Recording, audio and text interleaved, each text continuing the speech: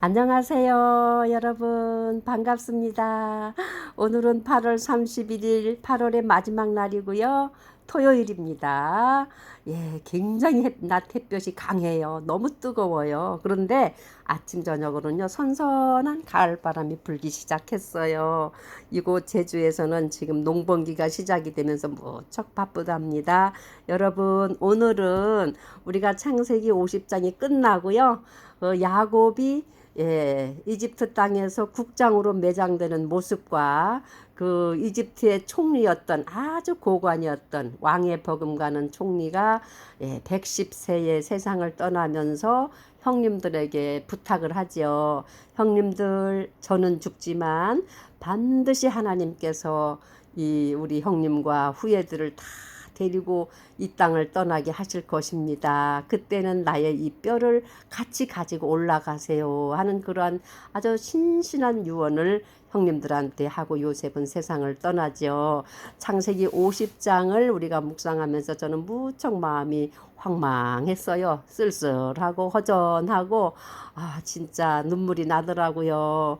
이제 이집트에 남아있는 그 가족들, 이집트에 남아있는 요셉의 11형제들과 그 후손들 어떻게 살아가지? 걱정이 많이 됐습니다.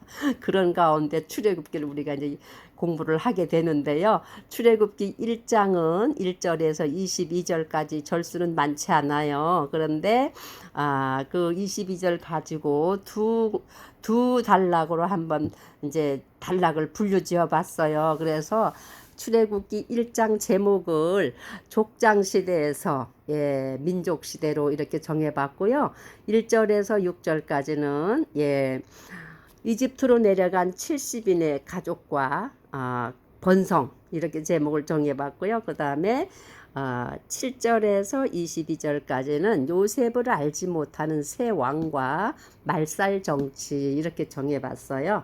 그래가지고 오늘 1장을 가지고 이야기식으로 제가 느낀 대로 이렇게 말씀을 드려보겠습니다. 1절에서 6절까지 말씀에는요, 이집트에 내려갔던 70인의 가족의 명단이 쫙 이렇게 전개돼요.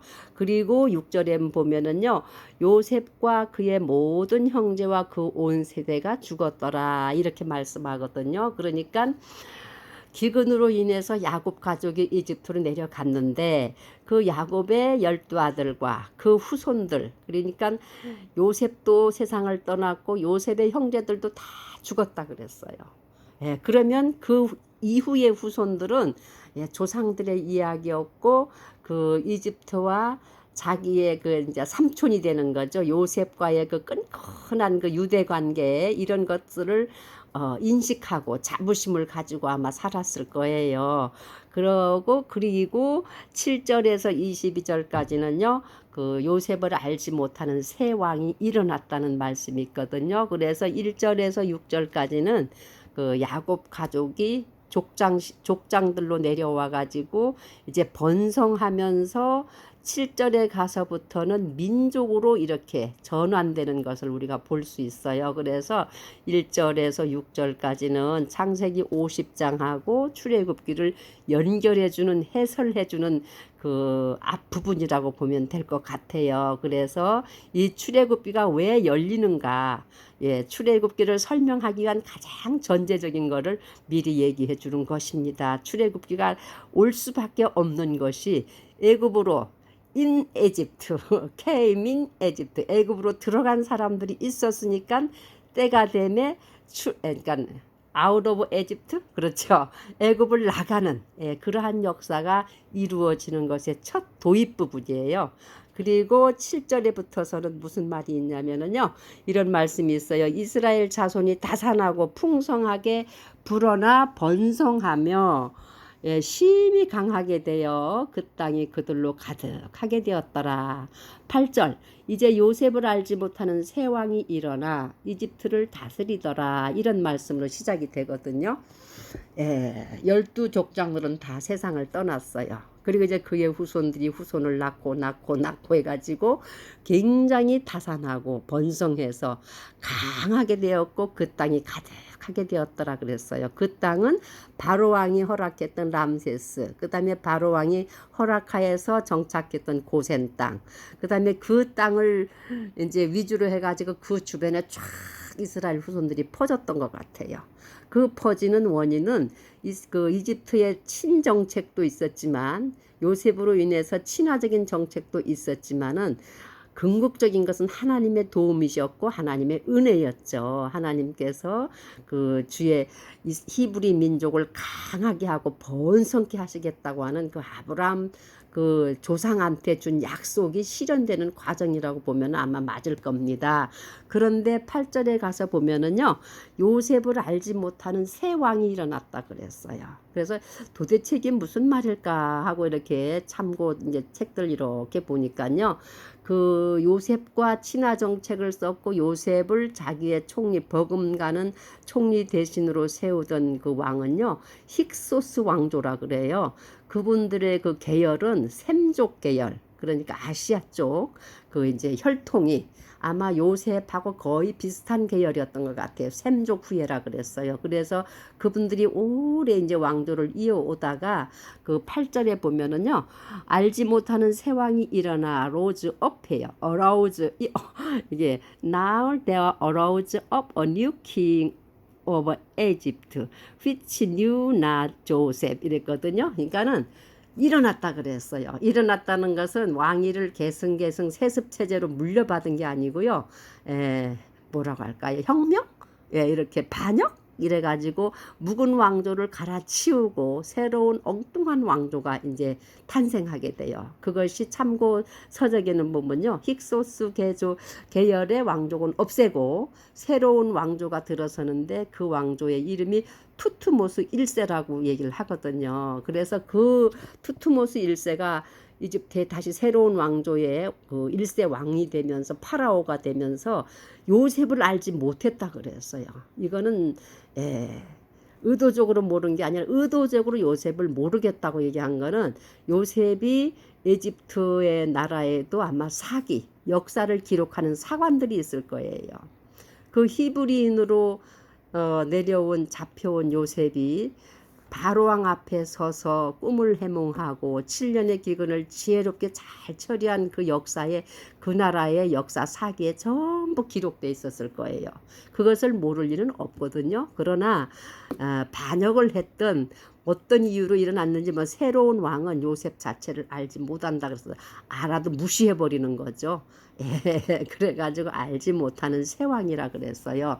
근데 새 왕이 일어나서 제일 먼저 근심하고 걱정한 게 뭐냐면은요, 엉뚱한 민족, 히브리 민족, 그 과거의 힉소스 왕조하고 이 혈통이 비슷한 셈족인 히브리 민족이 굉장히 번성하고 가득 차는 걸 보고 고민이 됐다 그랬어요. 두려워했다 그랬어요. 그래서 이 왕이 모든 대신들을 불러 모으고 이제 회의를 합니다. 자, 우리가 그들을 지혜롭게 다루자 하면서 wisely, deal wisely이지만요, 다른 성경에는요, craftily, 아주 교활하게, 간교하게 이제 모략을 꾸밉니다. 그 모략이 뭐냐면 이 백성을 그대로 두면은 날로 번성하고 변방에 있어서 적들이 일어날 때는 적과 합세해서 우리를 도로 치고 이 땅에서 떠나갈까 두렵도다 이런 말이 나오거든요.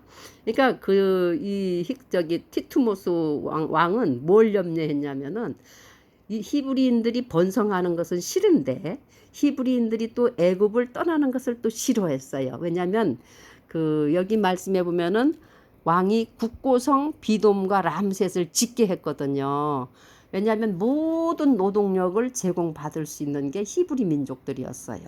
그래서 왕이 1차 이 민족을 어떻게 말살시킬까 하고 아주 간교하게 교활하게 와이즐리라고는 말을 했지만 그런 좋은 단어보다는요 아주 크라프틀리 그렇죠. 아주 그냥 교활한 술책이 뭐였냐면 이 백성들한테 아주 중노동을 시키자, 고되게 만들자. 육신을 고달프게 하면은 좀 자식을 번성하는 일도 좀 덜하겠지 하는 그런 생각도 들었던 것 같아요. 그래서 무슨 일을 시키냐면요. 진흙 이기는 길. 거긴 나일강이 범람하면은 그 강물에 진흙이 쫙 떠내려와 가지고 막 진흙으로 온 들판을 그냥 막 감싸거든요. 그 진흙을 가지고 벽돌을 만들고 막 이랬는데 가장 고달프고 가장 험한 노동들을 시켰어요. 벽돌 짓는 일, 벽돌 굽는 일, 진흙으로 막 반죽하는 일. 그다음에 애굽인들이 싫어하는 뭐 목축도 했지만 농사 짓는 일. 그러한 일들을 시켰어요. 그럼 히브리 민족은 농사 짓는 그런 그 민족이 아니거든요. 원래 유목민이었어요. 풀을 찾아서 유랑하면서 목축업을 하는 그러한 민족이었는데 농사를 짓게 한다는 것은요. 농사를 짓다 보면은 지금도 그렇지만 중동에는 농사의 풍요의 신, 다산의 신 이런 신들을 많이 섬겨요. 우상. 그러니까 그 농경 문화에서는 우상을 많이 접하게 돼 있어요. 그래서 이집트에도 엄청난 우상의 숫자가 있는데 그 농경 문화에서 유일신 여호와 하나님을 잊어버리게 하고 이렇게 풍요의 신을 섬겨야 농사가 잘 되고 이런 걸 간접적으로 이렇게 쇠뇌해 간다고도 볼 수 있지요. 그러한 면도 있고 하여간 중노동을 시켜서 감독제를 둬요. 감독들을 시켜가지고 이렇게 이제 히브리인들이 노동을 잘하나 못하나 이렇게 감독하게 했고요. 그래서 중노동을 시켰음에도 불구하고 그 민족은 그럴수록 더 번성하고 왕성하고 더 그냥 자손이 또 불어나요. 그러니까 왕이 볼 때 야 이것도 아니네 해서 1차 정책이 실패를 해요. 그 다음에 2차 정책이 뭐냐 그러면 이렇게 해도 이 백성들이 계속 숫자가 불어나고 번성하고 이렇게 꺼질 줄을 모르니까 안 되겠다 해서 히브리 민족의 여인들의 그 아기를 낳을 때 도와주는 산파가 있었어요. 미드와이프 시브라와 부하라는 그 두 여인을 불러가지고 이 파라오가 명령을 합니다. 너희들이 히브리 여인이 아기를 가지고 아기를 해산할 때에 그 아이를 낳을 때 아들을 낳으면 없애버리고 여자애를 낳으면 살려둬라 이렇게 명령을 해요. 그 당시에 파라오의 명령은 곧 신의 명령이었어요. 절대 복종이었죠. 그런데 이 히브리 여인 산파 시브라와 부하는 하나님을 경외하고 두려워하는 여인이었어요. 그래가지고 어떻게 하나님께서 주신 생명을 해할 수가 없죠. 그래서 왕의 명령보다는 하나님을 더 두려워하고 하나님을 더 의지했기 때문에 그 일을 하지 않았어요. 왕의 왕명을 어겼어요. 그러니까 왕이 불러들여요. 너희가 어떻게 감히 이 파라오의 명령을 어기느냐 했을 때 이 두 여인이 지혜로운 대답을 합니다. 왕이시여 우리가 우리 동족 여인이 해산할 때가 되어서 부지런히 달려가 보면은 히브리 여인은 에집트 여인과 같지 않아서 아주 강성하고 강인해서 우리가 가기 전에 아이를 해산합니다.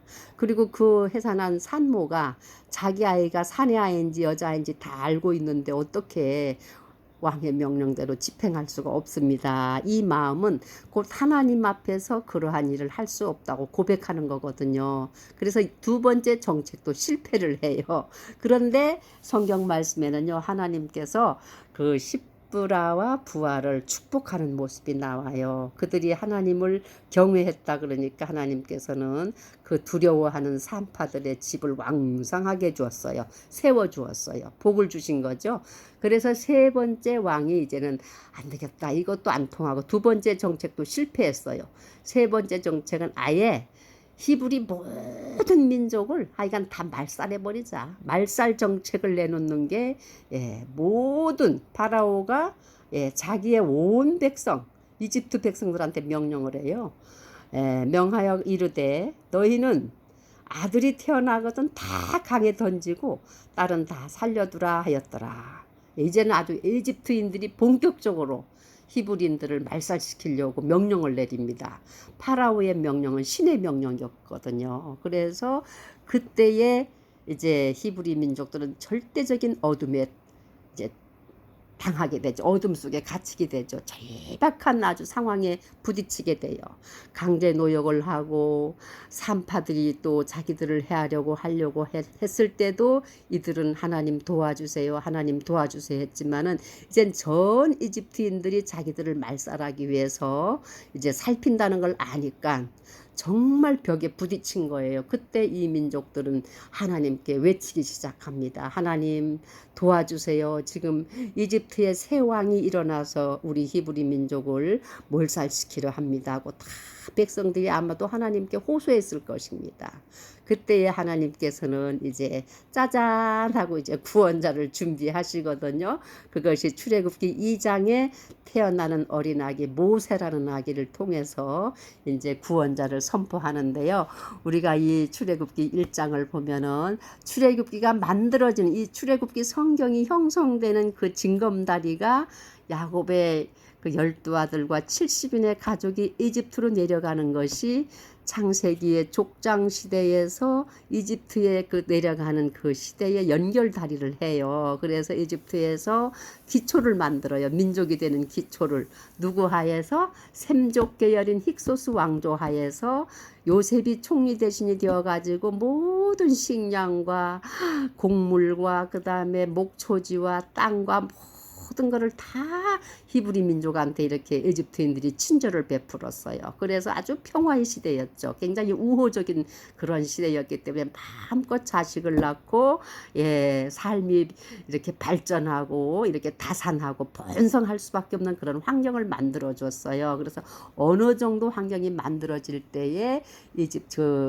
저기 히브리의 족장들 12족장 12지파의 그 형제들이 전부 세상을 떠나고 그 다음에 후손들이 이제 어려움을 겪기 시작하는 게 새로운 왕이 일어나면서 지나간 날에 힉소스 왕조를 대항해서 일어난 새 왕이 요셉도 알지 못하고 이젠 번성한 이 히브리인들을 없애지 않으면 이 반드시 히브리인들은 이제 우리를 배신해서 떠나갈 것이다. 히브리인이 두렵기도 하지만 결국은 히브리인이 떠나가는 걸 두려워했어요. 왜냐하면 그동안 히브리인들은 모든 일을 아주 말없이 모든 노동력을 제공해 줬거든요. 그리고 또 이 새로운 왕이 첫 번째 정책을 뭘 했냐면 모든 노동력을 동원해 가지고 국고성 비돔성과 람셋 그 성을 건축하게 했어요.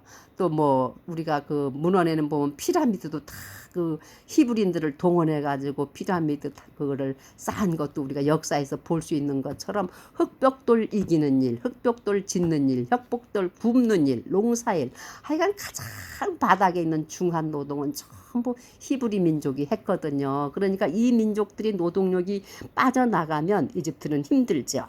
그러면서도 두려워했던 것이 이 민족의 세력이 풍성해지고 번성해지면 역으로 그 인근에 있는 적들과 합세해서 이집트를 치고 가나안 땅으로 다 탈출할 것을 염려하고 두려워해서 말살 정책을 1단계 중한 노동을 부과시켰고 2단계 히브리 산파 여인들을 통해서 그 새로 태어난 남자기들을 다 없애려고 했고 3단계는 모든 이집트 국가에 명령을 해가지고 히브리인의 남자면 누구든지 다 산에 아이면 강에 던져 죽이라는 명령을 왕명을 내려요.